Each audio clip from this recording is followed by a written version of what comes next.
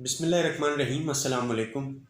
आज मैं आपको कंपनी के एक इंतहाई इम्पॉर्टेंट डॉक्यूमेंट जिसे हम कहते हैं स्टेटमेंट इन लिeu ऑफ प्रॉस्पेक्टस के बारे में बताने जा रहा हूँ। इससे पहले कि मैं आपको स्टेटमेंट इन लिeu ऑफ प्रॉस्पेक्टस के बारे में बताऊँ, तो कोई भी कंपनी जब रजिस्टर्ड होती है तो उसके लिए ज़रूरी है कि वो अपना prospectus with share capital issue करे और उसको रजिस्ट्रार से साइन करवाए ताकि उसका रजिस्ट्रेशन प्रोसेस कंप्लीट हो सके।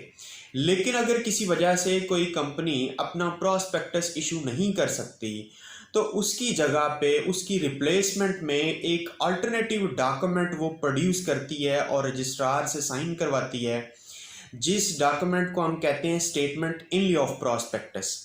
लेकिन सिर्फ यही कंडीशन नहीं, इसके अलावा भी कुछ ऐसी कंडीशंस हैं जिनकी बुनियाद पे statement in लिeu of prospectus issue किया जाता है। सबसे पहली और बुनियादी कंडीशन ये है कि जब कोई कंपनी किसी भी वजह से अपने प्रॉस्पेक्टस को विद शेयर कैपिटल इशू नहीं कर सकती तो उसकी जगह पे वो statement in लिeu of prospectus registrar को प्रोड्यूस करती है।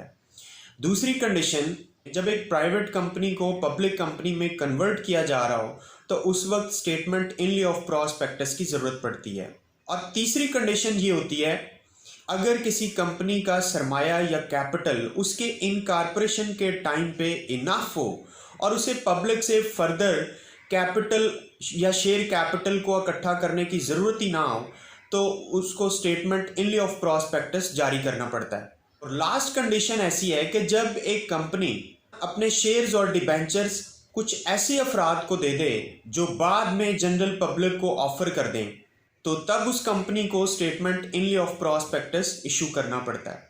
आपका स्टेटमेंट इन लिeu ऑफ प्रॉस्पेक्टस के बारे में अगर कोई क्वेश्चन है तो आप हमारे कमेंट सेक्शन में लाजमी पूछिए। वीडियो आपको अच्छी और इन्फॉर्मेटिव लगी है तो लाइक करके शेयर कीजिए। आप चैनल पर नए हैं, सब्सक्राइब नहीं किया तो सब्सक्राइब करके बेल आइकन प्रेस कर दें ताकि आपको आने वाली इस तरह की तमाम इन्फॉर्मेटिव वीडियोज़ के नोटिफिकेशंस मिलते रहें। अगली वीडियो तक अपना ख्याल रखिएगा। अल्लाह हाफिज़।